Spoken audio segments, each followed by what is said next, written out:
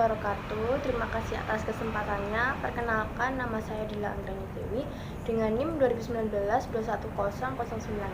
Di sini saya akan mempresentasikan tentang gambaran global dari operasi dan rantai pasokan. Nah, seperti apa sih gambaran tersebut? Nah, jadi seorang manajer itu harus memiliki pandangan secara luas, secara global. Nah, karena agar produk dan jasa yang ada di perusahaan tersebut itu tetap mampu bersaing dengan perusahaan lain. Nah, selanjutnya ada 6 alasan domestik memutuskan untuk berkembang menjadi internasional. Yang pertama, mengurangi biaya. Mengapa mengurangi biaya? Karena secara tidak langsung ketika kita berkembang, biaya itu akan berkurang dan keuntungan itu akan bertambah. Seperti itu. Nah, yang kedua, memperbaiki rantai pasokan. Nah, rantai pasokan ini bisa menempatkan fasilitas-fasilitas tertentu di negara-negara tertentu yang ada sumber daya tertentu. Nah, seperti itu. Secara tidak langsung kita mau juga memperbaiki rantai pasokan tersebut. Yang ketiga, menghasilkan barang dan pelayanan yang lebih baik. Nah, secara tidak langsung ketika kita memutuskan untuk berkembang menjadi internasional, kita itu akan memperbaiki pelayanan dan juga menghasilkan barang yang lebih baik. Kenapa? Kalau kita tidak bisa menghasilkan barang dan pelayanan yang lebih baik, kita tidak akan bisa berkembang menjadi internasional. Nah, yang keempat ada memahami pasar. Memahami pasar itu seperti apa? Jadi kita itu harus memahami segala aspek yang ada di pasar. Seperti contoh, peluang produk dan jasa atau barang dan jasa yang ada di pasar kita itu seperti apa, pasar kita itu bergerak kemana. Nah, yang kelima ada belajar untuk memperbaiki operasi. Nah, secara tidak langsung ketika kita memutuskan untuk berkembang menjadi internasional, kita itu pasti belajar untuk memperbaiki operasi.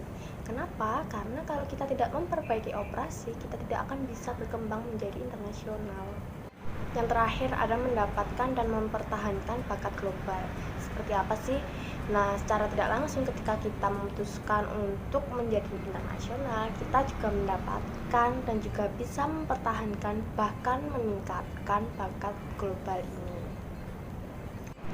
Nah, jadi kesimpulannya, operasi global memberikan peningkatan dalam sebuah kesempatan dan juga tantangan bagi manajer operasi. Meskipun tugas tersebut sulit, namun manajer operasi dapat melakukannya dengan baik, dapat meningkatkan produktivitas menjadi lebih baik. Nah, selain itu, manajer operasi juga membangun dan mengatur MO dan fungsi pasokan, rantai pasokan yang berkontribusi secara global dengan terhadap daya asing.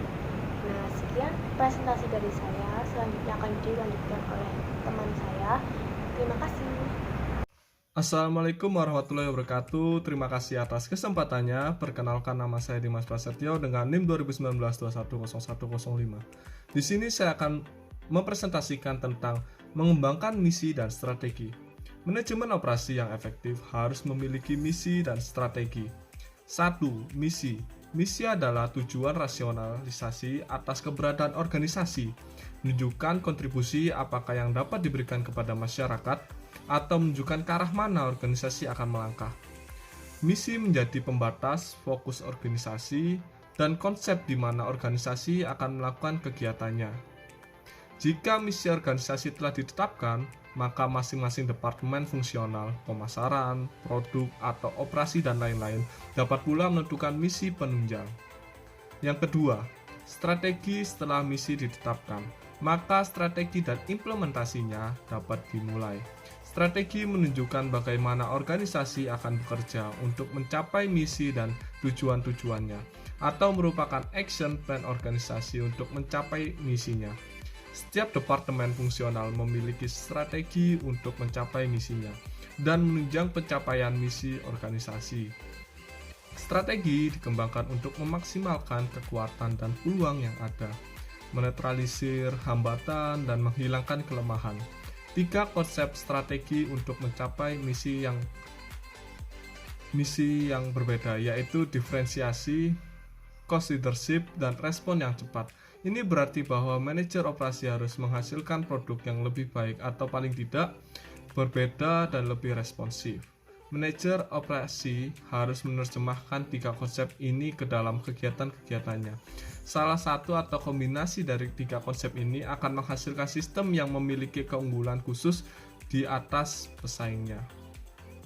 Mengembangkan misi dan strategi. Perusahaan-perusahaan yang beroperasi seharusnya mempunyai suatu misi sehingga bias mengetahui arah tujuan yang ingin dicapainya. Misi dapat diartikan sebagai 1. Alasan pendirian organisasi, 2. Memberikan batasan dan fokus, dan yang terakhir menjawab pertanyaan tentang apa yang akan diberikan kepada masyarakat. Maupun misi, perusahaan yang ditetapkan diantaranya sangat ditentukan faktor lingkungan dan konsumen, nilai dan filosofi yang berlaku, pertumbuhan perusahaan, citra di masyarakat. Untuk mencapai misi yang telah ditetapkan dengan efektif dan efisiensi, maka organisasi perlu menetapkan strategi tertentu. Oleh karena itu, strategi dapat diartikan sebagai 1. Rencana tindakan untuk mencapai misi. 2. Memperlihatkan bagaimana misi akan dicapai. 3. Merencanakan pola tentang bagaimana menghadapi serta menyelesaikan hambatan yang akan berpengaruh terhadap pencapaian tujuan. Sekian presentasi dari saya, selanjutnya akan dilanjutkan oleh rekan saya. Terima kasih. Assalamualaikum warahmatullahi wabarakatuh. Terima kasih atas kesempatannya. Perkenalkan, nama saya Muhammad Khairul Afif Yufli dengan NIM 2019-210108. Di sini saya akan menjelaskan tentang menciptakan keunggulan kompetitif melalui operasi. Keunggulan kompetitif yaitu menciptakan sebuah sistem yang bisa memiliki kecenderungan yang lebih unggul dan juga berbeda dibanding dengan pesaingnya, dengan cara memiliki nilai pelanggan yang efisien dan juga dapat dipertahankan. Ada 3 cara untuk mencapai keunggulan kompetitif. Yang pertama yaitu persaingan dengan diferensiasi, kemudian persaingan dengan biaya, dan yang terakhir yaitu persaingan dengan respon. Yang pertama yaitu persaingan dengan diferensiasi, yaitu persaingan yang memberikan perbedaan penawaran organisasi dalam berbagai cara yang memberikan nilai tambah. Jadi, dalam diferensiasi ini diperlukan sebuah inovasi dan juga keunikan. Contoh, Hard Rock Cafe menyediakan pengalaman yang berbeda untuk makan malam dengan menyediakan musik rock, video rock, dan juga staf yang memberikan cerita-cerita. Kemudian yang kedua yaitu persaingan dengan biaya.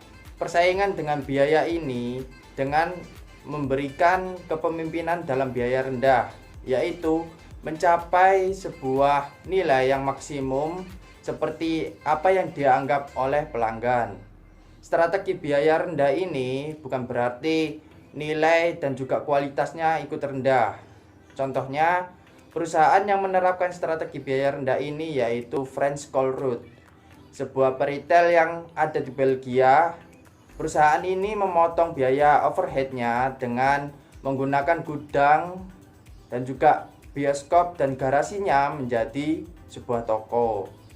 Dan yang terakhir yaitu persaingan dengan respon.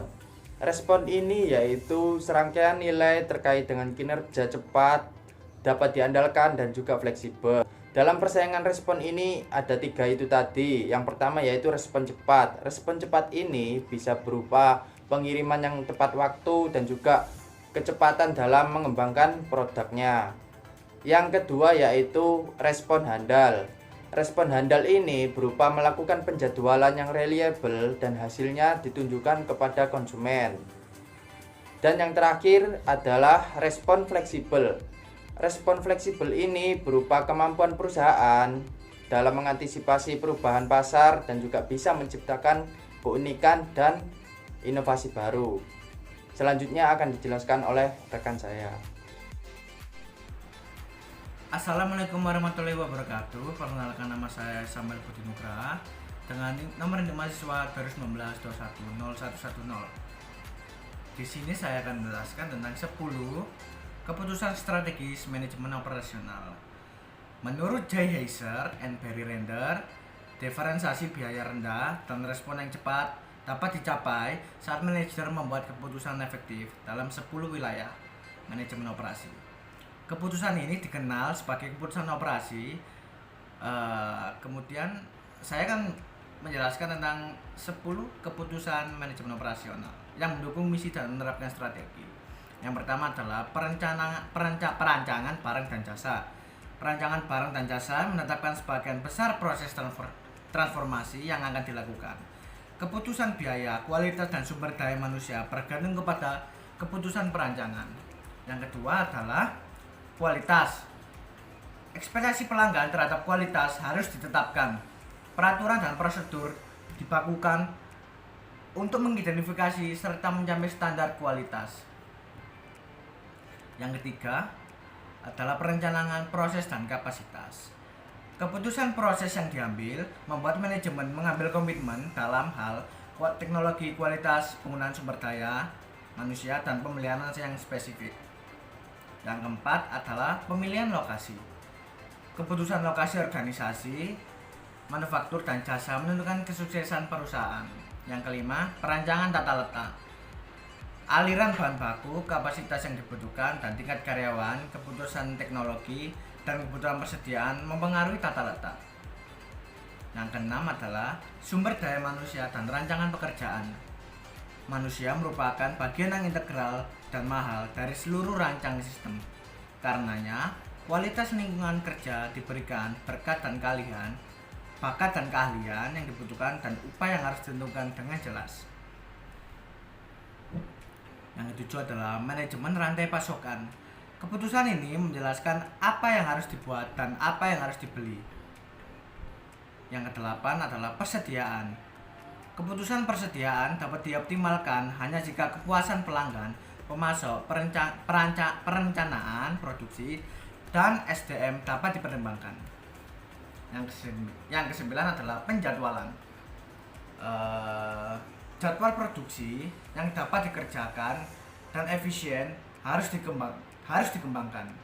Dan yang terakhir adalah pemeliharaan. Setelah 9 proses yang saya jelaskan terakhir, yang paling akhir adalah pemeliharaan. Keputusan harus dibuat pada tingkat kehandalan dan stabilitas yang diinginkan. Terima kasih, sekian presentasi dari saya. Selanjutnya akan dilanjutkan oleh rekan saya. Terima kasih atas kesempatannya. Nama saya Vincentius Calvin Riyandi dengan NIM 2019-210111. Ya, di sini saya akan melanjutkan presentasi dari rekan saya tentang pengembangan dan implementasi strategi. Sebuah analisis SWOT merupakan sebuah peninjauan formal dan dari kekuatan ataupun kelemahan internal serta eksternal. Ya, yang pertama ada mengidentifikasi faktor keberhasilan. Karena tidak ada perusahaan yang melakukan apapun dengan sangat baik, sebuah strategi yang berhasil memerlukan penentuan faktor keberhasilan yang utama bagi perusahaan dan kompetitif intinya. Faktor keberhasilan utama ialah aktivitas atau faktor-faktor yang penting bagi pencapaian keunggulan kompetitif. Dan yang kedua ada membangun dan mengisi organisasi. Ketika sebuah strategi dan integrasi yang diperlukan telah diidentifikasi, langkah selanjutnya adalah untuk mengelompokkan aktivitas yang diperlukan ke sebuah strategi organisasi. Dan yang ketiga ada memadukan manajemen operasi dengan aktivitas lain atau mengintegrasi dengan aktivitas lainnya. Jadi, salah satu pendekatan untuk mengidentifikasi aktivitas adalah sebuah peta aktivitas yang menghubungkan keunggulan kompetitif dan aktivitas pendukungnya. Jadi, semakin baik aktivitas terintegrasi dan memperketat satu sama lain, semakin dapat dipertahankan keunggulan kompetitifnya. Sekian presentasi dari saya, selanjutnya akan dilanjutkan oleh rekan saya. Terima kasih atas kesempatannya. Perkenalkan, nama saya Yoakim Cusinomosa dengan NIM 2019-210112. Di sini saya akan menjelaskan tentang pilihan-pilihan strategi operasi. Pilihan-pilihan strategi operasi ada 3, yaitu yang pertama adalah strategi internasional, yang kedua adalah strategi multidomestik, dan yang ketiga adalah strategi transnasional. Mulai dari yang pertama yaitu strategi internasional. Strategi internasional adalah strategi yang paling tidak menguntungkan karena tingkat respon lokalnya dan pengangguran biasanya sedikit. Strategi internasional menggunakan ekspor dan lisensi guna memasuki pasar global. Yang kedua adalah strategi multidomestik. Apa itu strategi multidomestik? Strategi multidomestik adalah strategi di mana keputusan strategis dan operasi didesentralisasikan ke unit strategis di masing-masing negara untuk menyesuaikan produk kepada pasar lokal. Strategi ini memfokuskan pada persaingan di masing-masing negara dengan asumsi bahwa tiap pasar berbeda dan karena itu disegmentasi oleh batas-batas negara. Yang ketiga adalah strategi transnasional. Strategi transnasional adalah strategi internasional melalui mana perusahaan berusaha untuk mencapai baik efisiensi global dan tanggapan lokal. Strategi ini memanfaatkan skala ekonomi dan pengetahuan, juga penekanan pada respon dengan menyadari kemampuan dasar terdapat di negara asal, tapi juga mungkin berada di mana saja. Sekian presentasi dari saya.